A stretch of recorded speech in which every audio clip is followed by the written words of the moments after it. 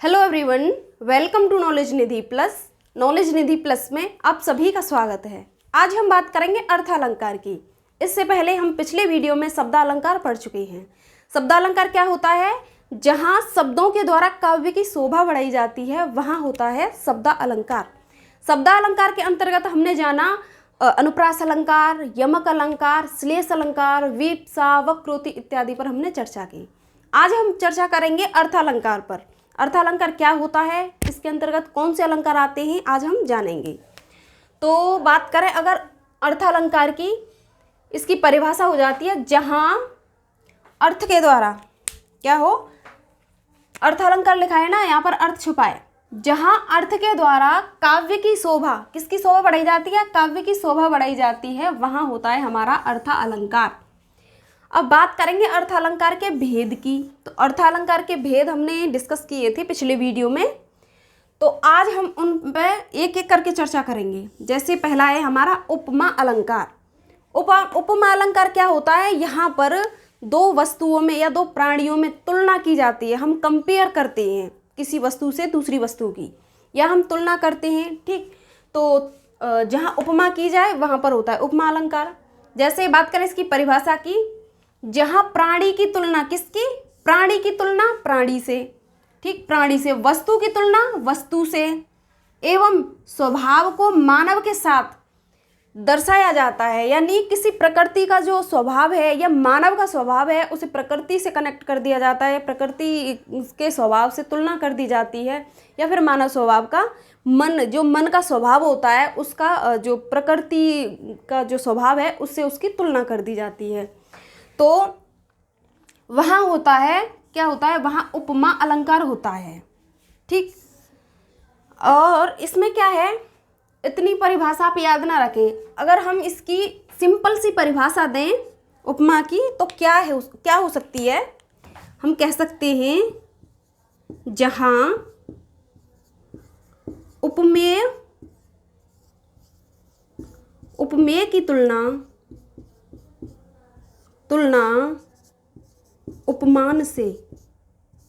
उपमान से की जाए वहाँ उपमा अलंकार होता है।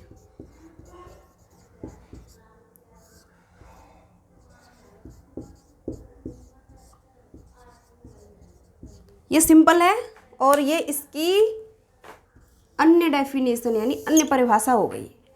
तो अगर सीधी सीधी बात करें, जब दो वस्तुओं में तुलना की जाती है तो क्या होता है? एक वहाँ उपमान होता है, एक उपमेय होता है। जहाँ उपमेय की तुलना किससे की जाए? उपमान से की जाए, वहाँ होता है उपमा अलंकार। अगर प्राणी होगा, प्राणी की तुलना प्राणी से की जाएगी, वस्तु की तुलना वस्तु से की जाएगी, और जो स्वभाव है उसके मानव के साथ, स्वभाव किसका? मानव का ही। तो हम उसके मानव के स्वभाव को ही तो पहचान पाते हैं, तो मानव के स्वभाव के साथ दर्शाया जाएगा, वहाँ होगा हमारा उपमा अलंकार। और जब हम दो पक्ष कौन कौन से होंगे? या तो व्यक्ति हो सकते हैं, यानी प्राणी हो सकते हैं, या फिर वस्तु हो सकते हैं। तो दो पक्षों में तो तुलना होती है। तो दो पक्षों की तुलना करते समय क्या होता है? उपमा के कितने? चार अंगों का ध्यान रखा जाता है, यानी चार तत्वों का ध्यान रखते हैं हम जब दो वस्तुओं में या दो व्यक्तियों में या दो पक्षों में जिनमें तुलना होती है, जिनमें दो पक्षों में, वहाँ होता है, वहाँ चार अंग हो जाते हैं। किसके? उपमा के। तो ये चार अंग कौन कौन से हैं? पहला तो होता है इसमें उपमेय। उपमेय क्या होता है? जिसको उपमा दी जाए या फिर जिसकी तुलना की जाए, ठीक। तो जिसको उपमा दी जाए वो होता है हमारा उपमेय। उपमान क्या होता है? दूसरा होता है उपमान। उपमान क्या है? जिससे उपमा या फिर तुलना, जिससे तुलना की जाए, जिसकी तुलना की जाए उपमेय, जिससे तुलना की जाए उपमान, ठीक। साधारण गुण धर्म क्या होते हैं? यहाँ पर विशेषता बताई जाती है, काला, मोटा, लाल, पीला, जो भी है। तो यहाँ पर विशेषता बताने वाले शब्द आएंगे, यहाँ पर विशेषता व्यक्त करने वाले कुछ शब्द आएंगे यहाँ।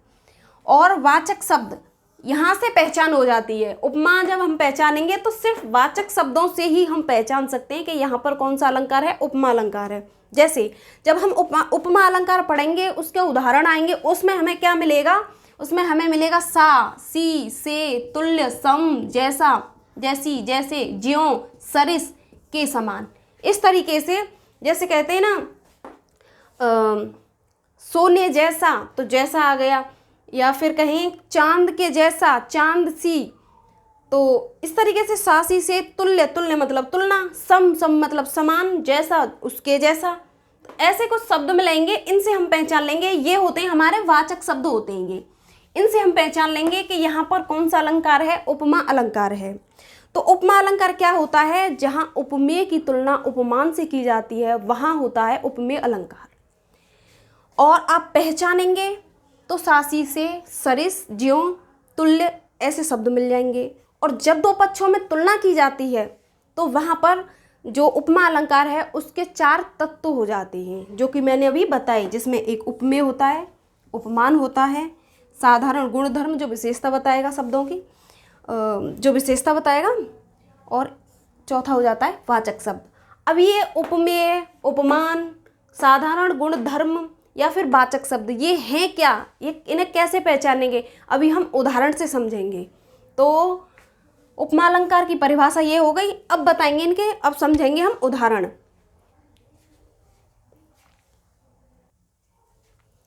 अगर बात करें उपमा अलंकार के उदाहरण की, तो हम उदाहरण के सहयोग से, यानी उदाहरण के साथ साथ हम क्या समझेंगे, उपमा अलंकार के जो 4 अंग होते हैं उनको भी जानेंगे।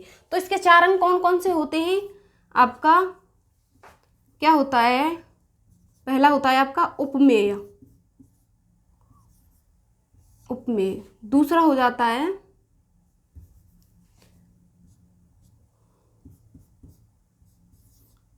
उपमान, और तीसरा हो जाता है साधारण गुणधर्म।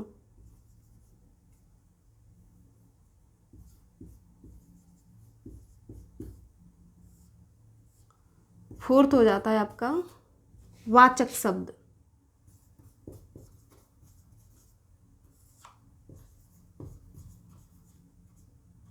वाचक शब्द।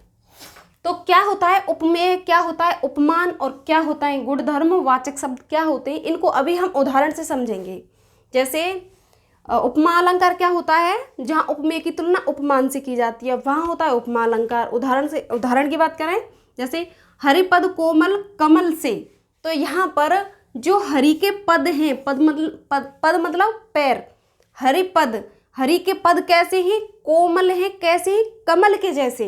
तो यहाँ पर जो हरि के पद हैं ये क्या है, उपमेय होगा। यहाँ पर क्या है, ये उपमेय, पहला अंग हो गया। ठीक, हरिपद कोमल कमल से तुलना किससे की जा रही है, और देखिए आपको यहाँ पर वाचक शब्द मिल गया, या कह सकते हैं बोधक शब्द मिल गया, जहाँ पर सासी, से, तुल्य, सम, सरिस ऐसे शब्द आएंगे तो वहाँ होगा उपमा अलंकार। तो यहाँ पर है हरिपद कोमल कमल से, तुलना किससे की जा रही है, कमल से, तो कमल क्या हो जाएगा यहाँ पर, उपमान। इसी से इसकी परिभाषा बनती है, जहाँ उपमेय की तुलना उपमान से की जाए, तो उपमेय की तुलना उपमान से की जा रही है, तो ये हो जाएगा उपमान। और ये हो जाएगा कोमल। कोमल क्या है, इसका गुण धर्म, ये एक साधारण गुण धर्म की बात हो रही है, यहाँ पर साधारण गुण या विशेषता बताई जा रही है।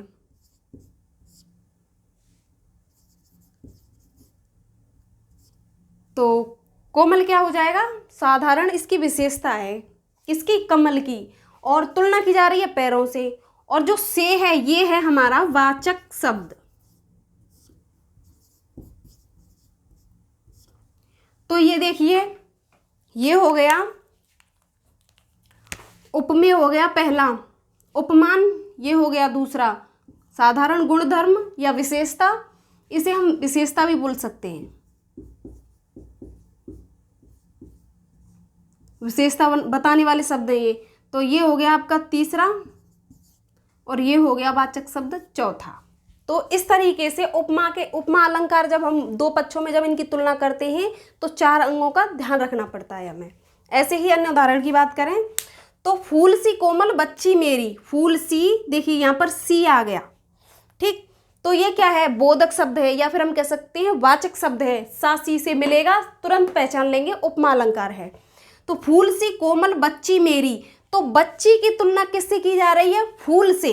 तो ये बच्ची है, ये क्या हो जाएगी, ये हो जाएगी उपमेय। उपमेय की तुलना उपमान से, तो ये क्या है, उपमेय। तुलना किससे हो रही है, फूल से, तो ये हो जाएगा उपमान। उपमान। और कोमल, कोमल क्या है, विशेषता,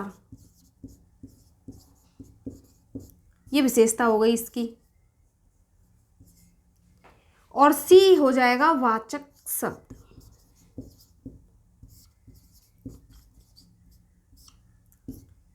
ठीक, ऐसे ही अन्य उदाहरण की बात करें तो जैसे पीपर पात सरिस मंडोला, तो इसमें क्या हो जाएगा, पीपर पात, यहां पर आ गया सरिस। सरिस से पहचान लेंगे, उपमा अलंकार है। सरिस मन डोला, मंडोला। तो यहां पर देखिए, जो मन है, मन, मन की तुलना किससे की जा रही है, पीपल के पत्ते से की जा रही है। ठीक है, तो ये क्या है, पीपर पात सरिस मंडोला, इसका मतलब है पीपल के पत्ते के समान मन यहाँ से वहाँ क्षण भर में पहुंच जाता है। तो पीपल जो सूखा पत्ता होता है आंधी हवा में, जहाँ उसका कोई पता नहीं रहता कहाँ तक उड़ा चला जाता है, ऐसे ही मन की कभी जो मन है हमारा, हम इसको कंट्रोल नहीं कर सकते या फिर हम इसका अनुमान नहीं लगा सकते कि ये कहाँ पहुंच जाए क्षण भर में। तो पीपर पात सरिस मंडोला, तो मन क्या है, मन की तुलना की जा रही है, तो ये हो जाएगा उपमेय। उपमेय। और किससे की जा रही है, पीपर पात यानी पीपल के पत्ते से की जा रही है, तो ये हो जाएगा उपमान। सरिस मंडोला, सरिस शब्द ये क्या है, ये वाचक हो जाएगा, वाचक शब्द या बोधक शब्द कह सकते हैं आप।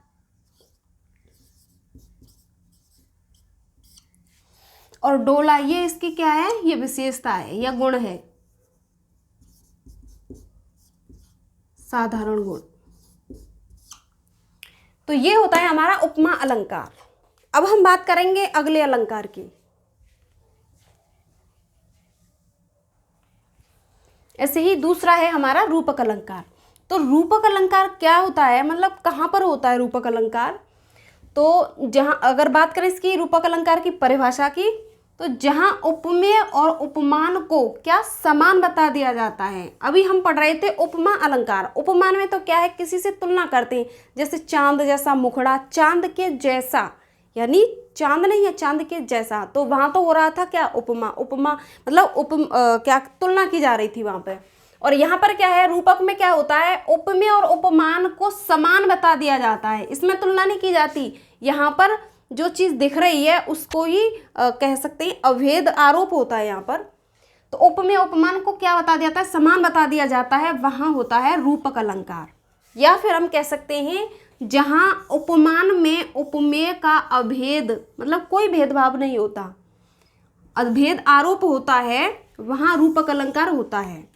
सीधी सी बात यह है, रूपक अलंकार कहाँ होता है, जैसे अभी हमने उपमा अलंकार पढ़ा, तो उपमा में किसी से तुलना की जा रही थी, और जो रूपक होगा इसमें क्या होगा, इसमें जैसे अगर चंद्र की बात की जाए तो चंद्र खिलौना, चंद्र को उसको ही अपना जो कह सकते हैं तुलना नहीं की जाएगी, उसी को अपनी वस्तु मान लिया जाएगा, वहाँ होगा रूपक अलंकार। जैसे उदाहरण से समझेंगे, जैसे मैया मैं तो चंद्र खिलौना ले हूँ, ये नहीं कह रहा है क्या, कृष्ण की और यशोदा की यहाँ पर जो वार्तालाप है उनकी बात हो रही है।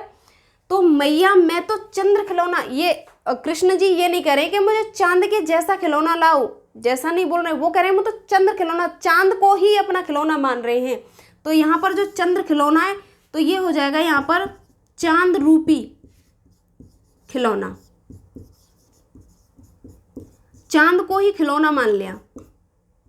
तो यहाँ पर क्या हुआ है, यहाँ पर हुआ है अभेद आरोप, इसमें कोई भेद नहीं है, आरोप लगा दिया, मतलब आरोप कैसा लगाया है कि चांद को ही खिलौना मान लिया गया है। तो यहाँ हो जाएगा रूपक, रूपक अलंकार होगा यहाँ पर। ऐसे ही पायो जी मैंने राम रतन धन पायो, राम के जैसा रतन पाया, ऐसा नहीं कुछ है यहाँ पर। अगर जैसा जैसी आए तो वहाँ होगा उपमा अलंकार। लेकिन यहाँ पर है पायो जी मैंने राम रतन धन पायो, तो यहाँ पर राम रूपी रतन धन पाया, राम रूपी रतन धन पायो। तो इस तरीके से रूपक अलंकार हो जाता है। जिस चीज़ से हम तुलना नहीं करेंगे उसको डायरेक्ट वही अपना नाम दे देंगे, या खिलौना हो या जो भी हो। जैसे राम रतन धन पाया हो, तो जो धन पाया है, धन का नाम किसको दे दिया? राम के जो प्रेम भक्ति है उसको ही दे दिया राम रतन धन। तो ऐसे होता है रूपक अलंकार। अब हम आगे बात करेंगे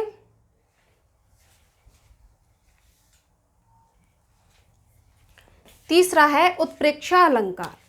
तो उत्प्रेक्षा अलंकार की बात करें, जो उत्प्रेक्षा शब्द है ये दो शब्दों से मिलकर बना है। कौन कौन से? पहला है आपका उत धन प्रेक्षा। तो उत का अर्थ क्या होता है? उत का अर्थ हो जाता है उद्गम, उद्गम या आप कह सकते हैं निकलना। और प्रेक्षा का मतलब होता है कल्पना, या फिर हम कह सकते हैं लक्षण।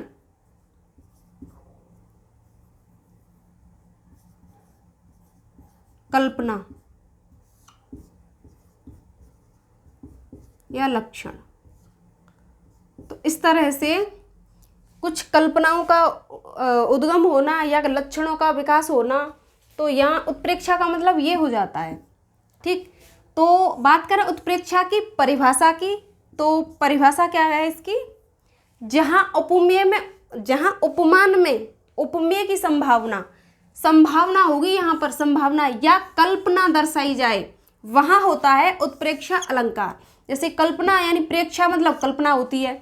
तो उत्प्रेक्षा अलंकार कहाँ होता है? जहाँ उपमान में। उपमान क्या होता है? जिससे तुलना की जाती है, और तुलना यहाँ पर तुलना नहीं की जाएगी, यहाँ पर तुलना करने की संभावना रहेगी।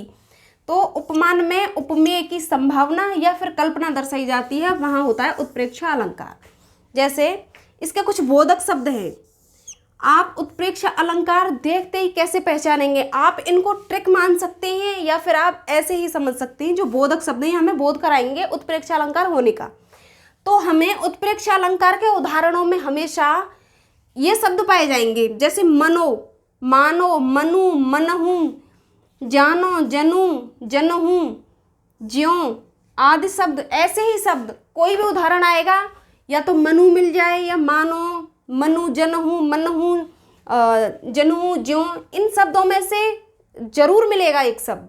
ठीक, तो इनसे आप पहचान सकते हैं कि यहाँ पर उत्प्रेक्षा अलंकार है। सबसे इजी हो जाता है। जैसे हम उपमा पढ़ रहे थे, उपमा में सासी से सरिस, आपका सरिस, तुल्य ऐसे शब्द आते हैं, सम ऐसे शब्द आ जाते हैं। और हमने क्या पढ़ा? उपमान पढ़ा। उत्प्रेक्षा में क्या है? उत्प्रेक्षा में मनो, मानो। और रूपक में क्या होता है? रूपक में जिससे तुलना करने की बात आती है, वहाँ तुलना नहीं की जाती, वहाँ उसी चीज़ को मतलब उसी में अभेद आरोप होता है वहाँ पर। जैसे चांद सा मुखड़ा, तो सारा है तो उपमा है, लेकिन चांद का मुखड़ा, चांद मुखड़ा, तुम्हारा मुखड़ा चांद है, तुम्हारा मुखड़ा चांद है, तो चांद की तुलना नहीं की है, मुखड़े को ही चांद मान लिया, तो यहाँ रूपक हो गया। और उत्प्रेक्षा पहचानेंगे हम मनो, मानो, मनु, मनहूँ, जानो, जनू, ज्यों, इस तरीके से ऐसे हमको शब्द मिल जाएंगे। ये हमारे बोधक शब्द हैं, आप इसको ट्रिक मान सकते हैं। तो इस तरीके से हम उत्प्रेक्षा पहचानेंगे। चलिए उदाहरण से समझेंगे। जैसे उस काल मारे क्रोध से तन कांपने उसका लगा, मानो हवा के जोर से सोता हुआ सागर जगा। तो यहाँ पर क्या मिला है हमको? मानो शब्द। हम शब्द पकड़ लेंगे और हमारा अलंकार सही हो जाएगा। ऐसे ही चमचमात चंचल नयन, चमचमात चंचल नयन, विच घूंघट पट छीन, मानहु सुर सरिता विमल, जल उछरत जुग मीन। मीन मतलब मछली। तो यहाँ पर देखिए क्या मिला हमको? मानहु मिल गया ना, मानहु। ऐसे हम शब्द पकड़ेंगे। ऐसे ही अन्य उदाहरण की बात करें, सोहत ओढ़े पीतू पटु, श्याम सलोने गात, सोहत ओढ़े पीतू पटु, श्याम सलोने गात,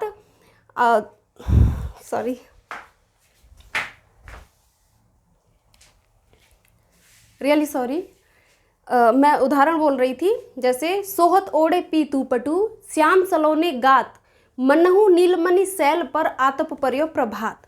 तो यहाँ पर जो श्री कृष्ण हैं, जो उनके सुंदर वस्त्र पहने हुए हैं, उनकी तुलना की जाती है जैसे मनहु नीलमणि शैल पर, शैल मतलब पर्वत पर जैसे धूप आ जाती है, आतप पर्यो प्रभात, तो हमें सुबह सुबह का नज़ारा दिखाई देता है। तो वहाँ पर हमें कुछ भी नहीं देखना है, हमें तो वहाँ पर शब्द पकड़ने हैं। जैसे सोहत ओढ़े पीतू पटु श्याम सलोने गात, मनहु, यहाँ पर मनहु शब्द आ गया, मनहु नीलमणि शैल पर आतप पर्यो प्रभात। तो मनहु शब्द पकड़ लेंगे, इससे हमको पता चलेगा कि यहाँ पर उत्प्रेक्षा अलंकार हुआ है।